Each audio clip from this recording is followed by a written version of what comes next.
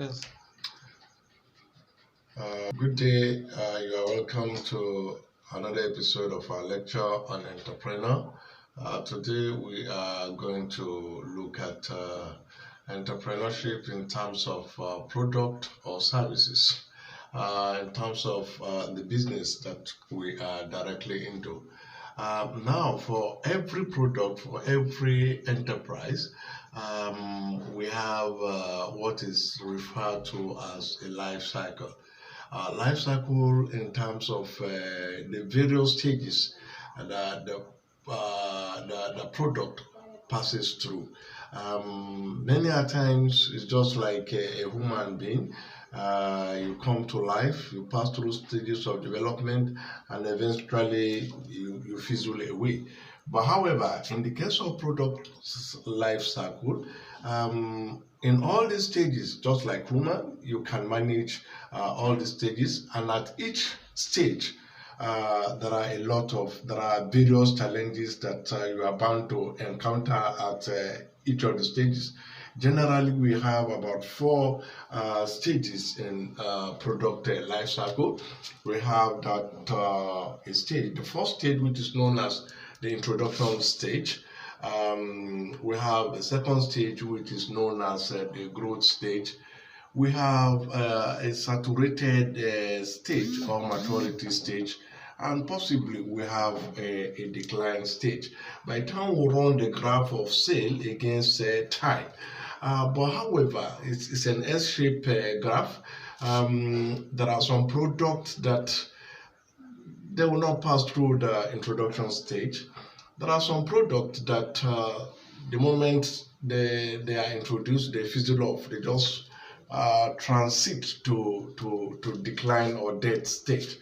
But however, there are some products too that were able to pass through all these stages. And there are some products that they pass through the introduction, the growth, and at the saturation, they try as much as possible to remain there. It depends on the people that are managing such products. Now, let us look at the introduction stage. Many a times, before you introduce a product, you have to do a lot of research. So the research and development section of the organization has to sit down thoroughly to find out what product would they go into and how is the product going to be accepted. In this case, a lot of things a lot of things need to be taken into consideration. The product need to be accepted. That is the acceptability of the product. The pricing has to be taken care of too. If the pricing is good and the product is highly accepted, then there's every tendency that the product will move from the introduction stage, and the more the demand for the product, the higher the growth of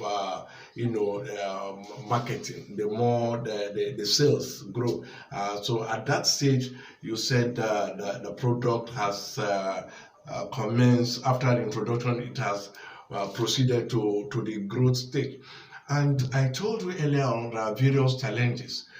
In the introduction stage, there are less competitors. So it's easier, but you invest a lot of money in research and development. You invest a lot of money in research and development.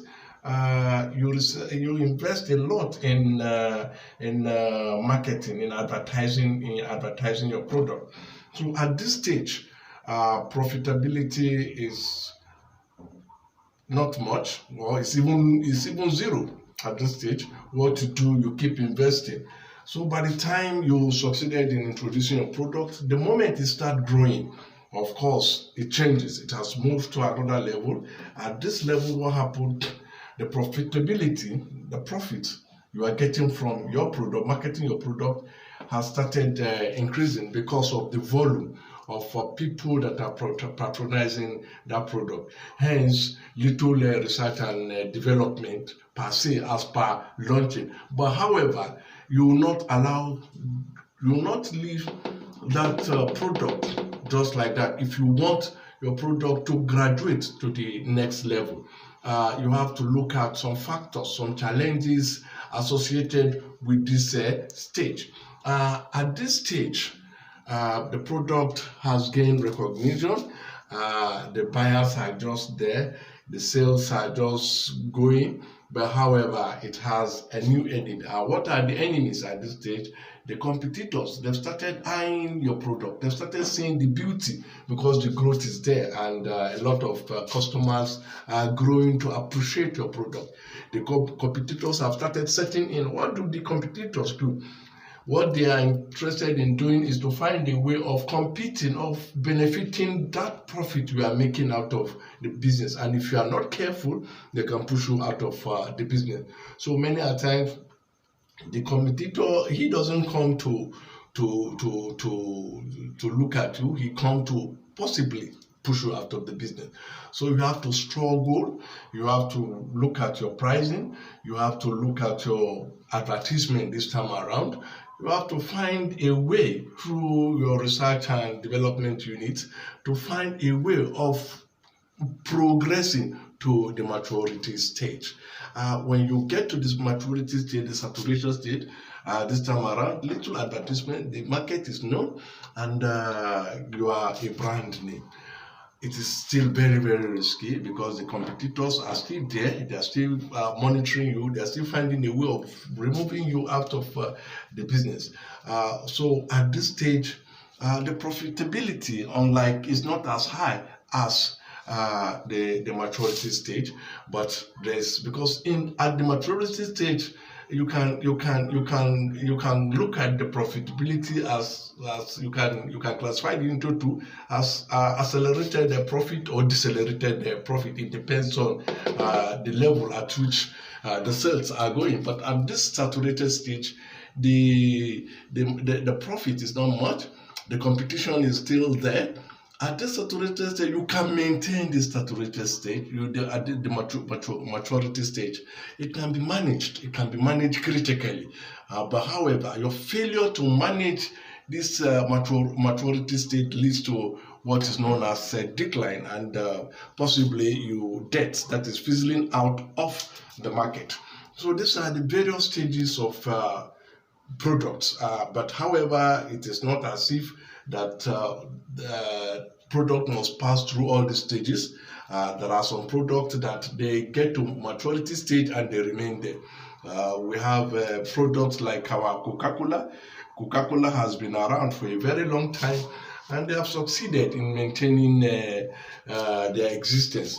We have some products that came on board after launching, they grow, and before you know, they fizzle away.